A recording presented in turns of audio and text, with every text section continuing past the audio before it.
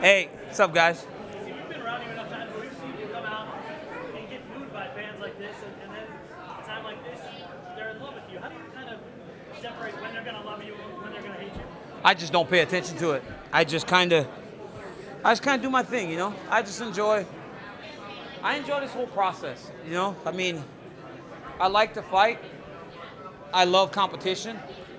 I love having the opportunity to go out there and entertain people. It's something I've done my whole life. You'd have to love it more when they react like this, don't you? Well, you win them over. You know, there were some boos when I walk out, but you win them over. You win them over with hard work, and you win them over with the microphone.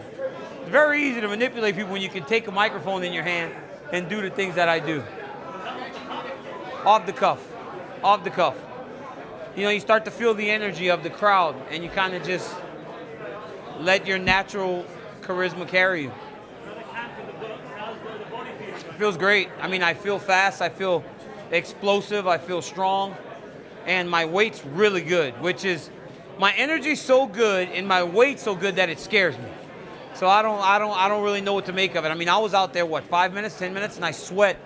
I was pouring sweat. So it shows that the body's working as it's supposed to. Definitely will make it easy for him to fight. Talk a little bit about the challenge and how you're going to be on Saturday. What's that?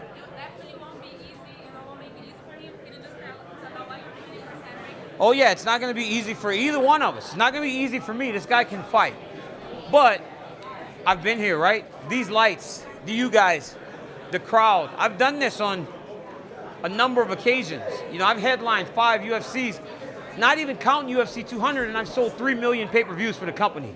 So I've been in these big spots before. I know what to expect. This is all brand new to this kid. He's got to learn to do this in the biggest situation possible.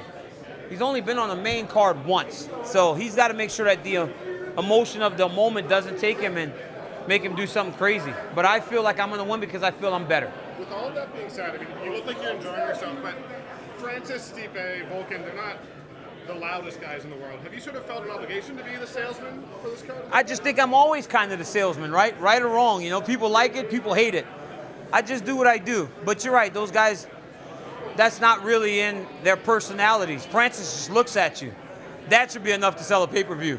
Stipe Miocic has knocked everybody out. He's the baddest man on the planet. That should sell a pay-per-view. Volkan Oezdemir has knocked everybody out. That should sell a pay-per-view. But I am the most vocal guy because of the time I spend in front of the cameras.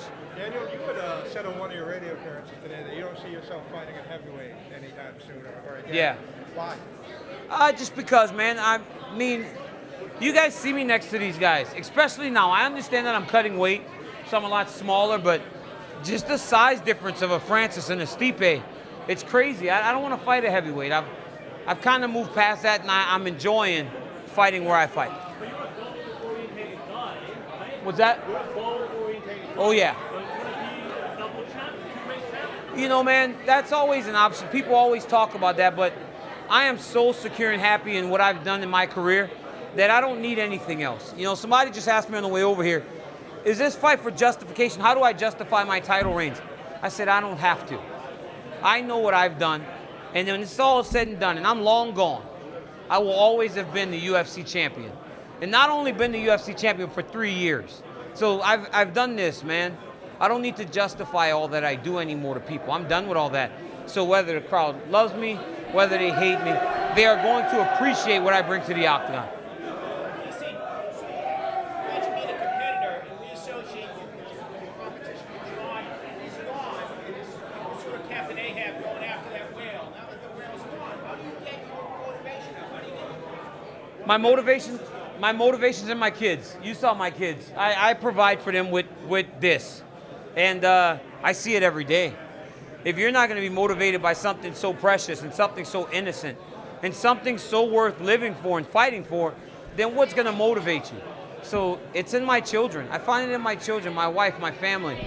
The ability to do things for them that I never was able to have and do when I was a kid. I love it. You said yesterday that you don't see yourself at this fight this year. This will be the last year that you're going to I've always said that I don't fight at 40. I've been vocal about that since I was 31 years old. This isn't anything new. It's not for a lack of wanting to compete. It's not for a lack of motivation. It's because we as a family had made a decision a long time ago that when I was older and I turned 40 years old, I would focus on other things, like Daniel's wrestling, or Marquita's gymnastics. So I've been the sole focus of my family's athletics since I was 15 years old. It's time to do it for someone else. And I want to be for them exactly with my parents. And you see the crowd of people that comes with me. That's my team. So many people put their families on hold to come and make sure that I'm ready for these fights. I'm ready to be part of somebody else's entourage for a little bit. I'll be little Daniel's entourage. This is definitely not your last fight. This isn't my last fight, though. I'm going to fight through this year. I said, just because I say I won't fight till I'm 40 doesn't mean I won't fight 5 times this year because I love to compete. I may just hustle through fights so that I can fight as many times as I can before I turn 40 years old. What do you make of Last question. What do you make of Jon Jones taking a polygraph test to try to prove his innocence? Jon Jones took a polygraph test to prove his innocence. And I'm going to say this. Ted Bundy passed the polygraph test. Ted Bundy passed the polygraph test and then killed the fucking guy that was giving it to him. Bye, guys.